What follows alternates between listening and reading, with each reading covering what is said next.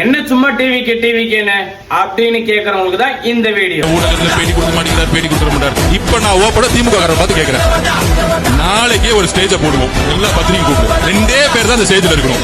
எல்லா நிர்வாகிகளும் இந்த கேள்வியை பதில் சொல்லுங்க. ரமேஷ், ராஜ்மோகன் எல்லா பேட்டியிலும் சொல்லுங்க. சேலஞ்ச் விடுற முதலமைச்சரை பார்த்து, எந்த பேப்பர் இல்லாம உன் பக்கத்துல எந்த நிர்வாகி இல்லாம தனியால ஸ்டேஜ்ல வந்து உட்கார். என் தலைவர் தனியா வருவார். 2 பேரை வச்சு பிரஸ் கான்ஃபரன்ஸ் நடத்தும். இந்த போட்டிக்கு நான் ரெடினா நாளைக்கே நான் ரெடி, என் தலைவர் ரெடி. இந்த அள்ளு சில்லறைக்கெல்லாம் என் தலைவர் பதில் சொல்ல மாட்டார். இந்த அள்ளு சில்லற, இந்த அண்டா, சொம்பு, டீஸ்பூனு இதுக்கெல்லாம் பதில் சொல்ல மாட்டார். என்ன ஒருத்தருக்கு தான் இங்க போட்டியே திமுக, திமுக. அப்ப யாருக்கு பதில் சொல்லணும்?